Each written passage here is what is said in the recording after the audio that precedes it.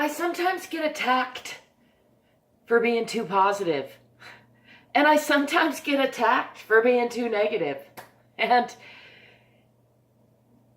in both cases, it's an excellent opportunity for me to remember that I own myself, that I'm in charge of my own moods, and I choose to be positive as much as possible, and I'm allowed to be negative, just like you. Hi, I'm Angel.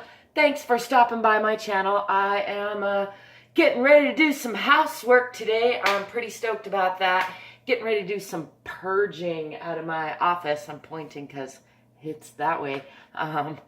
Some big shifts are going on in my life, and one of those big shifts is the belief that I can shift and the building of positive momentum, which means letting go of a lot of negative thought patterns, which means changing some of my relationships. Some of the people that I've developed relationships with, those relationships were kind of founded on those kind of negative thought patterns, complaining, wallowing in victimhood and misery.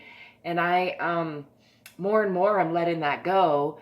And I'm finding I get a fair amount of resentment, resistance, kind of negative response to my positivity.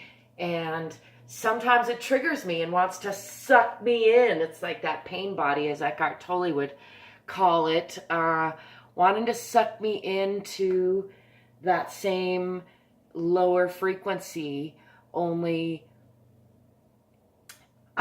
it makes me happier when I'm able to rise above it. Basically, remember that I've made a decision and that I have a choice and that I can choose to not focus on things that make me feel bad and instead focus on areas where I can make a positive difference, areas where it makes me feel good. And I understand why that pisses some people off. It sounds like putting my head in the sand or not dealing with things. And indeed, there is actually an element of that in it, I will admit. And, you know, we'll see how it pans out.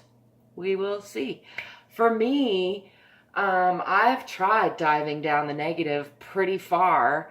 I have, tried kind of I've dabbled in the darkness. I've spiraled down the rabbit hole of victim mentality. I've identified myself in certain limiting ways that I used for years and even decades as excuse for not achieving my goals. And the last about 5 years, I've really been just, upheaving those, turning around and facing them and embracing them, loving myself through all of that, learning to love myself and listen to myself, my body and this earth, my extended body and my personal body, and my community, all of those things. And at the same time, to own myself, to be an individual. I think it's both. It's this great dualistic world we live in that allows for it to be both, in my opinion. In any case, I do think that both, it's important to get feedback, it's important to listen, it's important to respond, but it's also important to choose for yourself. And for me, I choose to try to raise my vibration because I find that I'm way more functional, way happier, way healthier, and way more able to be a positive, happy, healthy influence on my fellow human beings, which ultimately is what I want. And not just my fellow human beings. I want to mention, I've been a friend of animals since I was as long as I can remember. I have had that kind of empathetic, what some people call an empathetic connection to other living beings, not just animals, actually plants also. And I've also had my moments of cruelty or my moments of being asleep and unaware. So I'm hesitant to cast judgment on anyone else, although I still catch myself doing it in my mind.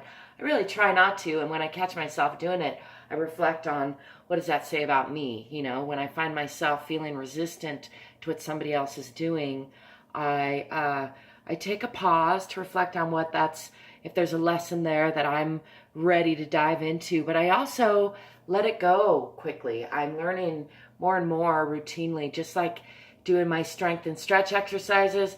You got to wash your body, and you got to clean your mind. You got to clean your spirit. You got to let negativity go, because you can identify with it, make it part of your identity, and just hang on to it. Keep on going. I'm doing a lot of this because I'm really intrigued, enamored. I'm not sure what the right word is, but getting excited to dive more deeply into movement work, breath work, ecstatic dance, body love. I just think there's a lot of potential in yoga, in breathing, in movement, in dance.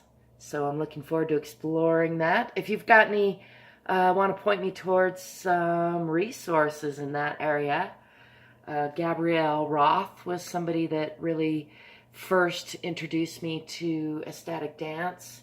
She's passed away now, passed on, whatever happens, I don't know, but her school, her creations, that spark lives on and ripples out, and I am thrilled to get to be a rippler, a fellow person, and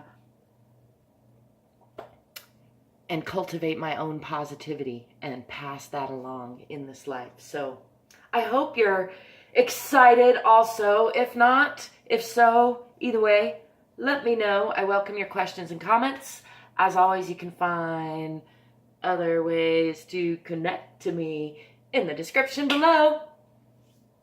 Don't forget to subscribe. Give me a thumbs up if you like this video. Share it with somebody if you think they might like it too.